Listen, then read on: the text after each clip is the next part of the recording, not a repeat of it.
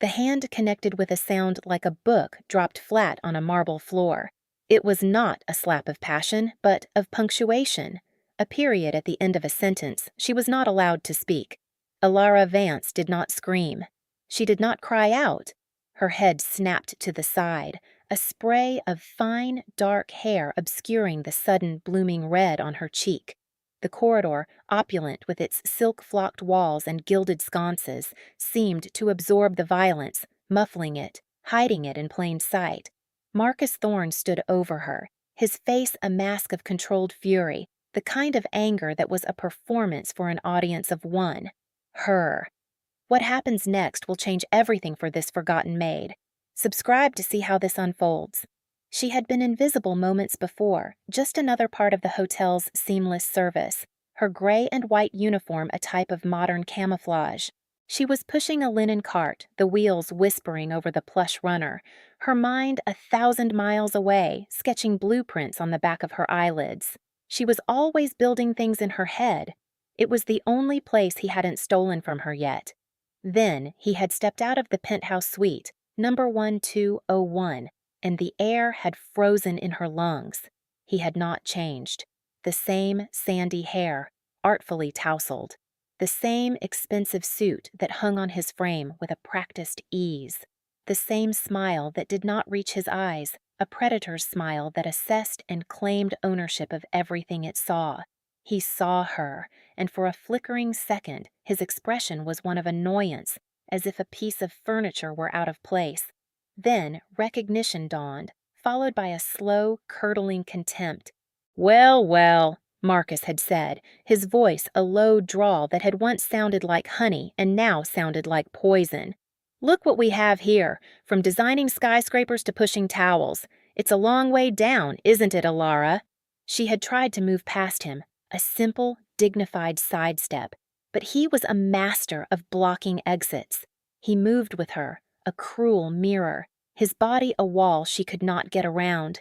His power was in taking up space, in making the world smaller for others. "I have work to do, Marcus," she had said, her voice quiet but steady. The steadiness cost her everything. It was a dam holding back a decade of silent grief and swallowed rage. He had laughed. "Work? This? This is what you do now? After everything I gave you?" The lie was so audacious, so complete, that it almost had its own gravitational pull. He had not given her anything. He had taken. He had taken her designs, her concepts, her name. He had presented her soul on a polished portfolio, called it his own, and built an empire on the foundations she had laid in her mind. He was Marcus Thorne, the architectural prodigy. She was a maid. He had updated the file on his success, but he was working from a version of her that had never been accurate. He saw weakness. He saw a victim. He did not see the steel forged in the fire of his betrayal. "Let me pass," she said again. "You have an obligation to me," he hissed, his face close to hers, his breath smelling of expensive whiskey and something rotten beneath it. "You think you can just disappear? You owe me." That was when his hand had shot out, grabbing her arm. His fingers dug into the soft flesh above her elbow, a brand of ownership. She flinched, a small, involuntary movement. And that, her resistance, was what had earned her the strike. The sharp, declarative slap that echoed in the sudden, profound silence of the hallway. He wanted her to cry. He wanted her to beg. He wanted her to break, to prove his narrative right, that she was nothing without him. She did not break. She simply straightened her spine, slowly turned her head back to face him, and met his gaze. Her eyes, the color of a stormy sea, were not filled with fear. They were empty of him. It was a void where he no longer existed, and this terrified him more than any scream. "Take your hand off my arm," she said. The words were not a request. They were chips of ice. It was in this tableau, the arrogant tyrant and the underestimated survivor, locked in a battle of wills in a gilded cage, that a third presence made itself known. It was not a grand entrance. It was a shift in the air, a change in the pressure of the silence. From the far end of the corridor, where the elevator bank opened into a small private lobby for the penthouse floors, a man emerged. He did not rush. He was not performing. He moved with an unhurried precision that was more intimidating than any show of speed. He wore a charcoal suit so perfectly tailored it seemed less like clothing and more like a second skin. His hair was black as ink. His face a series of severe, handsome lines. He was not looking at Marcus. He was looking at Alara. His gaze was heavy. It was the kind of look that saw not just the uniform, not just the red mark on her cheek, but the entire architecture of her pain, the load-bearing walls of her endurance. For the first time in 10 years, Alara felt seen. Correctly. Marcus, still gripping her arm, felt the change in the atmosphere. He turned, his arrogance faltering for a moment as he took in the newcomer. He saw the suit, the expensive watch, the aura of quiet, structural power, and his mind immediately began to calculate. A rival? A client? He puffed out his chest, reasserting his dominance. "This is a private matter," Marcus snapped, gesturing dismissively at the man. The man in the charcoal suit did not acknowledge Marcus's words. He did not even seem to have heard them. His eyes remained on Alara, and then, slowly, they drifted down to the point of contact, Marcus's white-knuckled hand on her arm. The temperature in the hallway dropped by several degrees. He stopped a few feet away. The silence that followed was not empty. It was full. It was the kind of silence that doesn't echo, the kind that settles, pressing down with an immense weight. Then he spoke. His voice was low, almost a whisper, yet it cut through the tension like a razor. It was steady as iron wrapped in silk. Let go of her. It was not a request. It was a statement of inevitable outcome. Marcus, for the first time, looked truly uncertain. His grip loosened instinctively before his pride caught up with him. "Who the hell are you?" he demanded, trying to reclaim the momentum. The man ignored the question. He took one more deliberate step forward.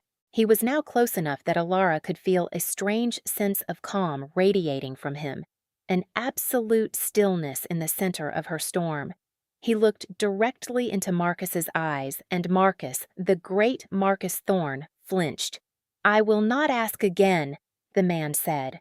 The words were spoken with no inflection, no anger.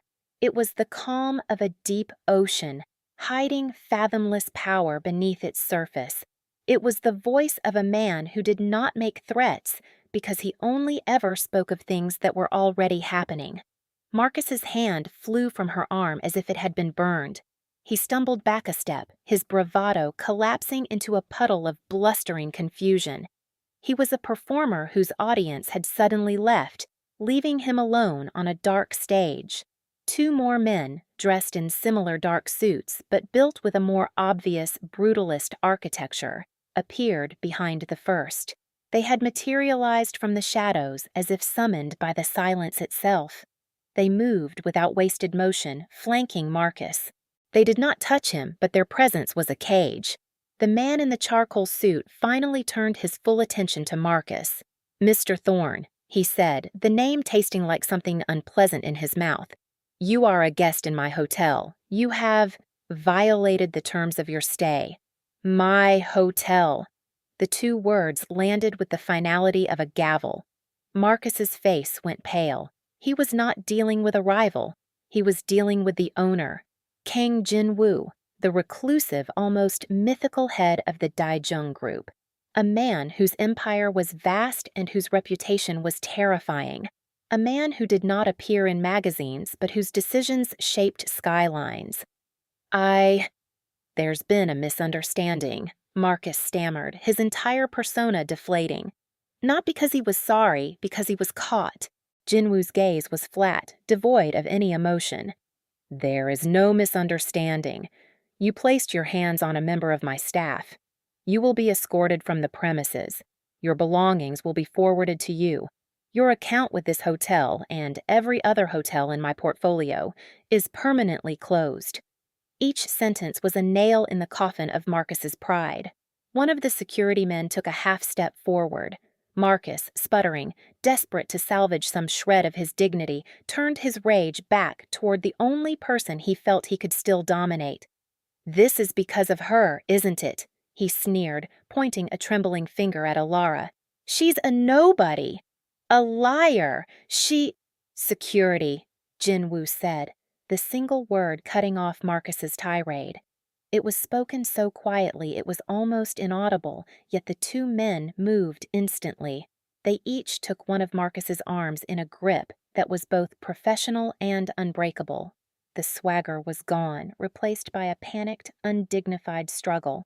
As they began to pull him away, Marcus's eyes, wide with shock and fury, locked onto Alara's.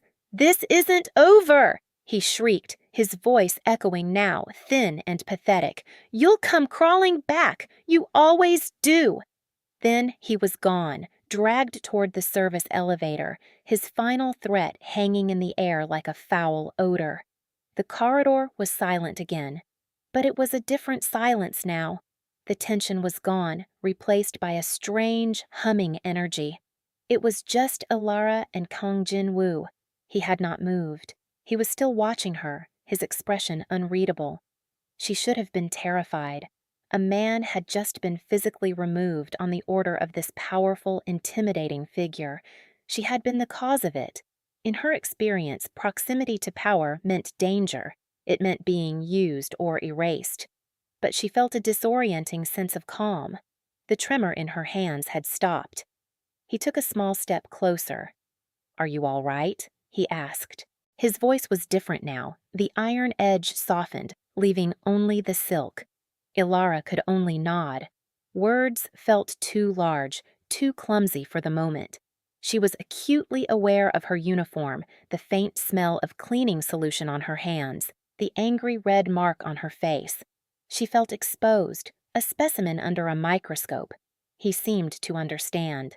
He did not press her for an answer. Instead, his eyes held a flicker of something she could not name. It was not pity. It was something closer to recognition, a deep and unsettling familiarity. "Come with me," he said, another quiet command. He turned and began to walk toward the private lobby. He did not look back to see if she was following. He knew she would. It was the certainty of a man who shaped the world around him simply by moving through it. She hesitated for only a second. Her training, her instinct for survival, screamed at her to disappear, to retreat to the anonymity of the staff locker rooms. But a stronger, deeper instinct told her that walking away from this man would be a different kind of defeat. She smoothed down her apron, took a deep breath that did little to calm the frantic beating of her heart, and followed him. He led her not to an office, but to a private elevator that opened directly into the penthouse suite Marcus had just vacated. The suite was a world away from the corridors she cleaned. Floor-to-ceiling windows revealed a breathtaking panorama of the city skyline at dusk, the lights just beginning to glitter like scattered jewels. The air was still and cool, scented with something clean and expensive, like sandalwood and rain. The furniture was minimalist, elegant, each piece a work of art. It was a space designed for quiet contemplation and absolute power. Jin-woo walked to a small, impeccably stocked bar and poured 2 glasses of water from a crystal carafe. He held one out to her. His movements were fluid, economical. He did nothing that was not necessary. "Please," he said. "Sit." She took the glass, her fingers brushing his for a fleeting instant. There was no spark, no jolt of electricity. There was only a surprising warmth, a steady, solid heat that seemed to seep into her cold skin.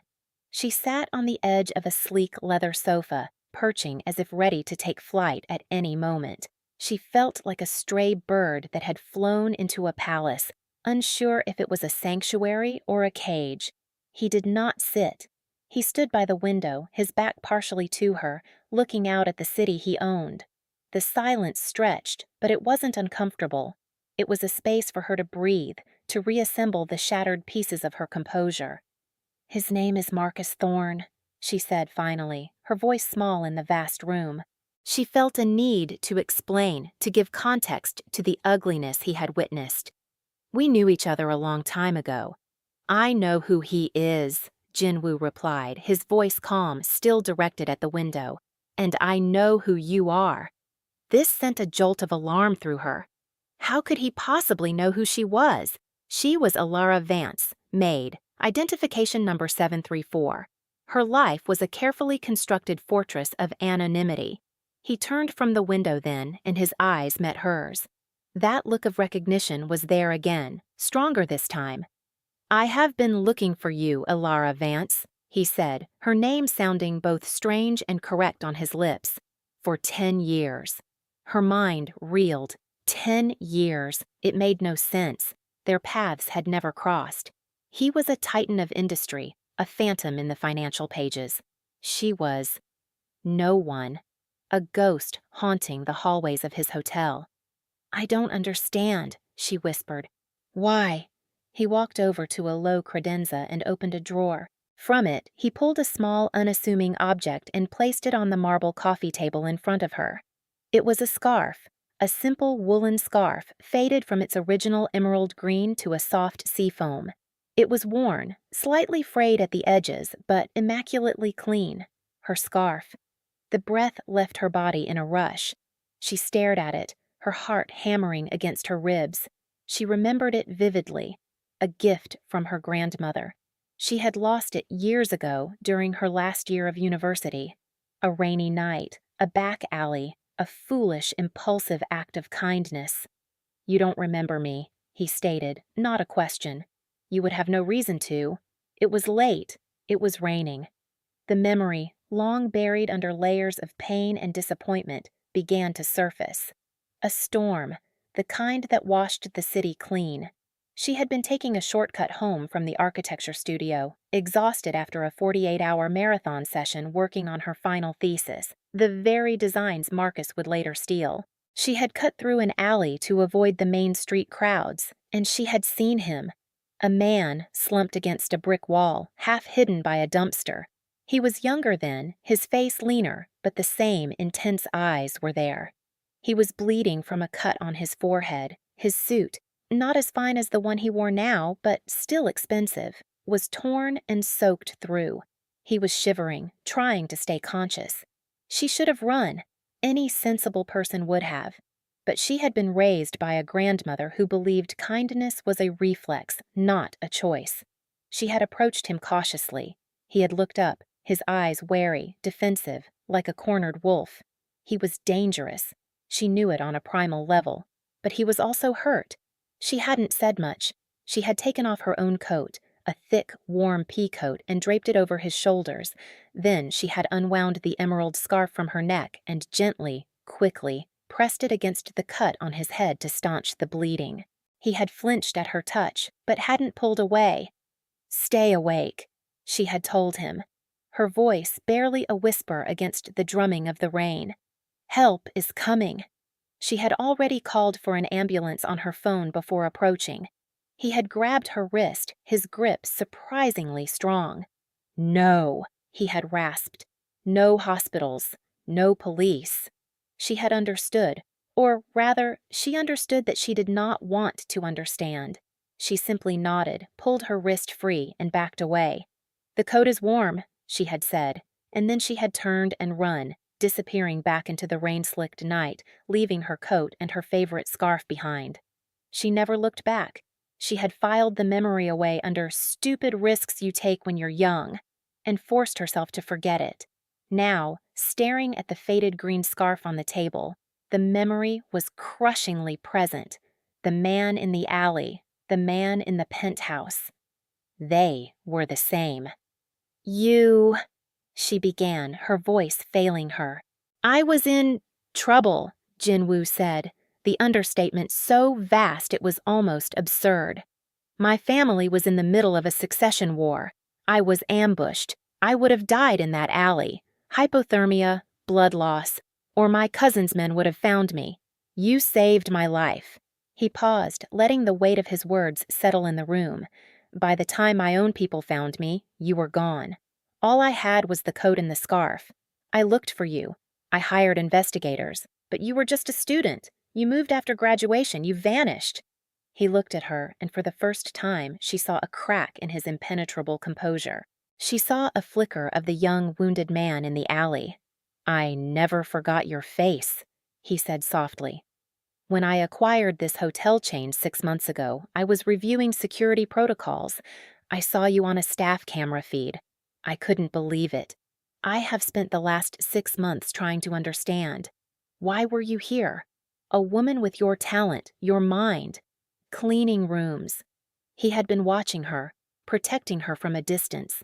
The sudden promotion to the executive floors, the difficult guests who were mysteriously reassigned, the small, unexplained kindnesses from management. It had all been him.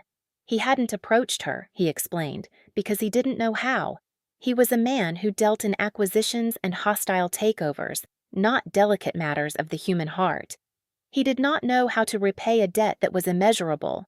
"And then I saw him," Jin Woo continued, his voice hardening again, the silk replaced by iron. "Thorn. I investigated him. I learned what he did to you. I learned that the Thorn Tower, the building that made his name, was your thesis project, your design, your soul." He had not updated the file. He was working from a version of her that had never been accurate. The phrase echoed in her mind. Marcus saw a maid, a failure. Jinwoo saw an architect, a savior. And the truth, she realized, was that she had become so lost in Marcus's version of her story that she had forgotten her own. "I don't know what to say," she said, the words inadequate. "You don't have to say anything," he replied. "I owe you a life. I intend to repay that debt.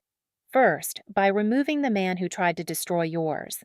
He gestured around the magnificent suite. "This is yours for as long as you need it, a place to be safe. Tomorrow, we will begin the process of taking back what is yours." The offer was absolute. A place to stay, legal and physical protection, financial resources. It was presented as a statement of fact, not a request. It was overwhelming. The quiet exhaustion of the last 10 years washed over her, a wave threatening to pull her under. For so long she had been fighting just to stay afloat, paddling furiously in a sea of Marcus's making. And now, here was a lighthouse, a harbor. But with the relief came a sharp, reflexive fear of dependency. She had been dependent on Marcus once, on his love, on his partnership. She had seen how that ended. She would not trade one cage for another, no matter how gilded. She stood up, her spine straight, her hands clasped in front of her. "Mr. Kang," she said, her voice finding its strength, "I am grateful, more than I can say, for what you did in the hallway, for this, but I cannot accept." He watched her, his expression unreadable but attentive. He was listening, truly listening. "I have to do this myself," she continued. "Taking back my name, my work, it has to be my fight. I appreciate your help, but I cannot be a project, or a debt to be repaid." A lesser man would have been offended. A man like Marcus would have been enraged. Jin Woo simply nodded slowly, a flicker of something like respect in his dark eyes. "I understand," he said. "I will not interfere with your fight, but a soldier does not go to war unarmed. Allow me to provide the armory." He gestured to a sleek desk in the corner of the room. "My legal team, the best in the world. They will work for you, my resources. They are at your disposal. You will be the general. You will give the orders. I will merely be the quartermaster." It was a brilliant reframing. He was not saving her. He was empowering her. He was giving her the tools she had been denied, the leverage she had never had. He was placing the power in her hands. She thought about the years of scraping by, of sending cease and desist letters on her own dime that were laughed at by Marcus's corporate lawyers. She thought about the exhaustion, the hopelessness. And she thought about the cold clarity of this moment. "All right," she said. "I accept your offer, quartermaster." A ghost of a smile touched his lips, a rare and startling event. "Good," he said. "Now, I have arranged for a doctor to come and look at your cheek, and a chef to prepare you a meal. You need to rest. The war begins tomorrow." The next few weeks were a blur of recalibration. Alara moved from the staff dormitories into the penthouse. The first few days, she felt like an imposter, tiptoeing around the vast, silent spaces. But slowly, she began to inhabit it. She did not use the army of staff Jinwoo had on call. She made her own coffee. She tidied her own space. It was her way of holding on to herself. Jinwoo was a quiet, constant presence. He did not crowd her. He gave her space, but he was always there. They fell into a strange, comfortable domesticity. They rarely spoke of the past. Instead, they spoke of the future. He would find her in the middle of the night, unable to sleep, sketching furiously on napkins, on legal pads, on the back of hotel stationery. He would simply bring her a cup of tea and watch, his expression one of quiet admiration. He provided her with a state-of-the-art studio on one of the hotel's executive floors, a space filled with light and every tool an architect could dream of. For the first time in a decade, she began to design again, not just for her legal case, but for herself. New buildings, new ideas flowed from her, a torrent that had been dammed up for too long. Meanwhile, Jinwoo's quiet actions unfolded in the world outside their sanctuary. His methods were precise, discreet, and devastatingly effective. He did not attack Marcus Thorne directly. That was not his way. Instead, he began to acquire the ecosystem around him. The construction firm that was Marcus's primary contractor was bought out by a Daijung subsidiary. The materials supplier he relied on suddenly had insurmountable logistical issues. The city council members who approved his permits found themselves under intense, anonymous scrutiny for corruption. Marcus's world was beginning to crumble at the edges, and he had no idea why. He was too arrogant to see the larger pattern. He saw only a series of unfortunate coincidences, a run of bad luck. His focus was singular. He was obsessed with Alara. He believed, with the unshakable faith of a true narcissist, that she would come crawling back. "Give her 3 days," he had told his lawyer. "She'll be begging for my forgiveness." When 3 days turned into a week, and then 2, his confusion curdled into rage. He was working from an old operating system. He could not comprehend that she had been upgraded. His fatal miscalculation came in the form of a lawsuit. He filed a multi-million-dollar suit against Alara for defamation, intellectual property theft, and breach of a non-disclosure agreement he had forced her to sign years ago. He claimed she had stolen his early concepts. It was a preemptive strike designed to bury her in legal fees and public humiliation. He had the documents delivered to the hotel, imagining her receiving them in some dingy staff room, her world collapsing. Instead, the papers were accepted by Jinwoo's head of security and delivered to Alara in her sun-drenched penthouse studio. She read them over with a team of lawyers whose hourly rate was more than her former yearly salary. One of the lawyers, a sharp woman named Ms. Choi, actually laughed. "This is a gift," Ms. Choi said, tapping the documents. "He's entered a legal jurisdiction of our choosing. He's demanding discovery. He has no idea what he's just asked for." The trap was set. Marcus had just willingly walked into it. His next move was even more foolish. The annual Obsidian Gala, the most prestigious event in the architectural world, was being held in the grand ballroom of the Serafina Grand. Marcus, whose firm was nominated for Building of the Year for a skyscraper based on Alara's stolen designs, saw it as his stage. He would accept his award, and in his speech, he would subtly destroy what was left of Alara's reputation. He would paint her as a bitter, unstable ex-lover. He would cement his legacy and erase her from the story forever. He thought he was crashing a party. He had no idea the party was being thrown for him. Alara did not want to go.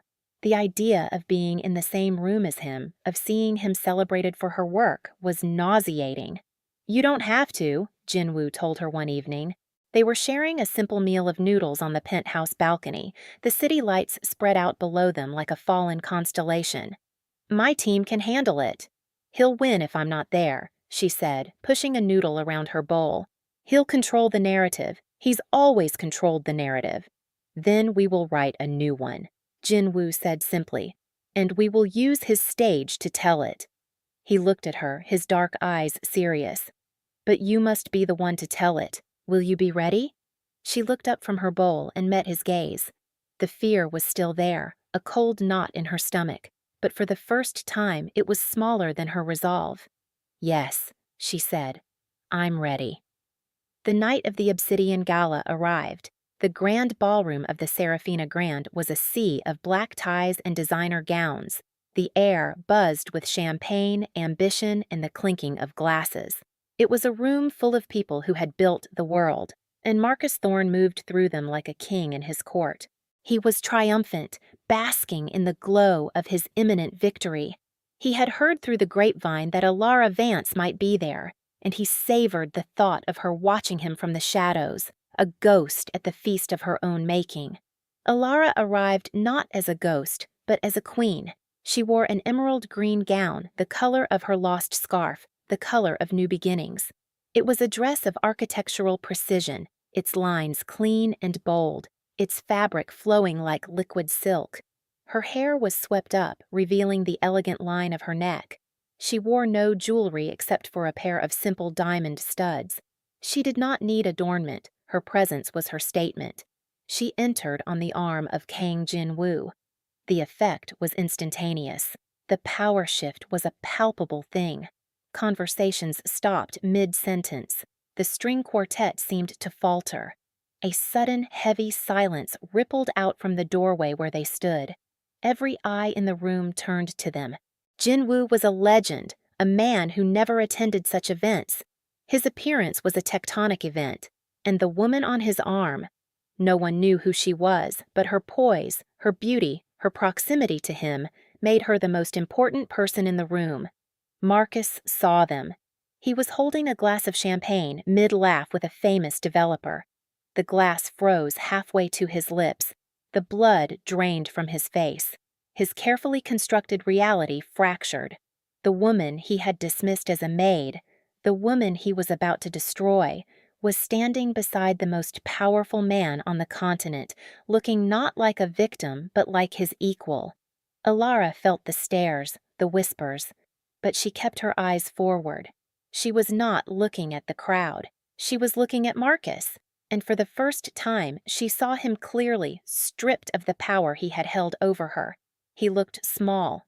He looked desperate. The awards ceremony began.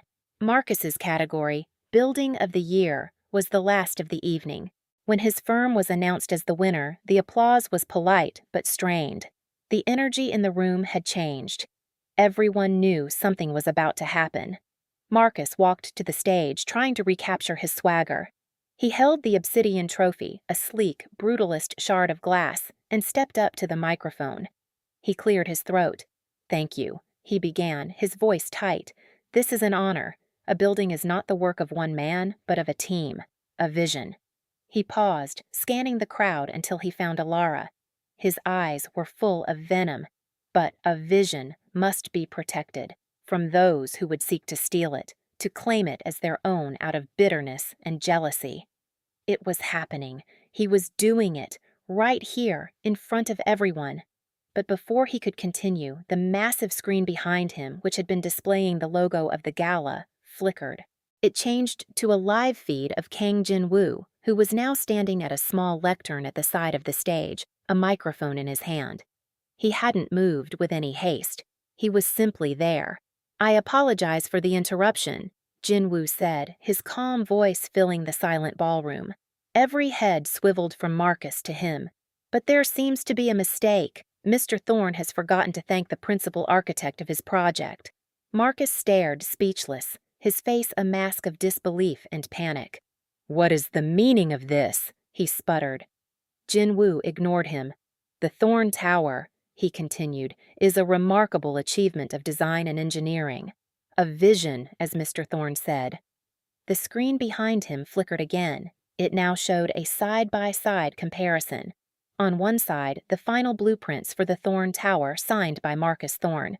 On the other, a set of hand-drawn sketches, dated 10 years prior. They were identical in concept, in form, in spirit. They were Alara's thesis drawings. Her signature was clear at the bottom of each page. A collective gasp went through the audience. These original designs, Jin-woo said, his voice level, were the work of a brilliant young student, a woman whose vision was so singular, so powerful, that Mr. Thorne here felt compelled to claim it as his own. The screen changed again. Now it displayed a series of documents, emails between a young Marcus and his university professors dismissing Alara's work. A scanned copy of the non-disclosure agreement he had coerced her into signing, financial records showing the transfer of her project files to his own. It was a meticulous, undeniable digital dissection of his fraud. "You can't do this!" Marcus shrieked into his microphone, his voice cracking. "I have lawyers! I'll sue you! I'll sue everyone!" "Your law firm?" Jin-woo asked, a slight, almost imperceptible tilt to his head. "Donovan, Finch, and Gable?" The screen changed once more. It showed a company acquisition document. "As of 9 a.m. this morning, I acquired a controlling interest in Donovan, Finch, and Gable. They now work for me. They send their regards." The dry wit was so unexpected, so brutal, that a few nervous laughs rippled through the stunned crowd. Marcus's world was collapsing in real time, on a 40-foot screen. He stumbled backward, away from the microphone, his eyes wide with horror. The construction company that built your tower?" Jin-woo continued, his voice relentless, a slow, methodical demolition. "Also mine. The materials suppliers? Mine. The engineering firm that consulted on the project? They have been working with my legal team for 3 weeks, providing a full record of your creative process." He let the words hang in the air. "Every asset you have, Mr. Thorne, every company, every patent, every bank account. I have spent the last month acquiring them. You are the proud owner of nothing but the suit you are standing in, and I have the receipt for that as well." It was a complete and total annihilation, not just of his career, but of his entire identity. He had built his life on a lie, and the man he had scorned had just methodically, quietly, bought the lie and everything associated with it. Marcus Thorne made a sound, a choked, guttural sob. The obsidian trophy slipped from his nerveless fingers and shattered on the stage. He dropped to his knees, his body shaking uncontrollably. The arrogant tyrant was gone. In his place was a broken, pathetic man, weeping amidst the shards of his stolen glory. Jin-woo's security team, the same 2 men from the hallway, materialized on stage.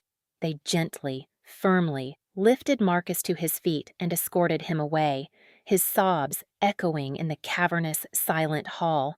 He was not a villain being dragged to justice. He was just irrelevant, a file that had been deleted. The screen behind the stage went dark. Jin-woo turned his gaze to the audience, his expression calm.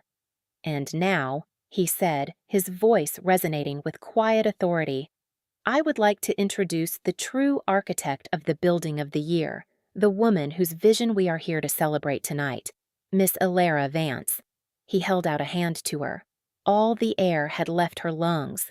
She felt 1,000 pairs of eyes on her, but for the first time it was not with pity or judgment. It was with awe. She took his hand. It was warm and steady. He led her onto the stage. She stood at the microphone, looking out at the sea of faces. She saw the most respected architects in the world looking at her with a new understanding. They were not just seeing the woman on Kang Jin-woo's arm. They were seeing the mind that had conceived the Thorn Tower. They were seeing her. "Thank you," she began, her voice shaking only slightly. I don't have a speech prepared." A soft, warm laugh went through the room, breaking the tension. "But I will say this. A building is not just steel and glass. It is a belief. It is a belief in the future. For a long time, I lost that belief. In myself and in the future. Tonight, you have given it back to me." She looked from the crowd to the man standing beside her. He was watching her, and in his eyes she saw no pride of ownership, no satisfaction in his victory. She saw only a quiet, profound respect. He was not her savior. He was her partner. He had not fought her battle for her. He had simply given her the weapons to win her own war. The applause, when it came, was deafening. It was a wave of validation, of recognition that washed over her, cleansing the last 10 years of their shame. It was not for Marcus's building. It was for her resilience, for her survival, for her vision. Later that night, after the gala had wound down, they stood on the penthouse balcony. The city glittered below, a testament to human ambition and dreams. Ilara was not wearing the emerald gown anymore. She was in a simple sweater and jeans, holding a warm mug of tea. The silence between them was comfortable, filled with all the things that no longer needed to be said. "He announced it this evening," Jinwoo said, his voice a low murmur beside her. "The Daijung Group is launching a new global architecture and design division." He turned to her. "I would like you to run it, not as an employee, as a full partner." It was an empire.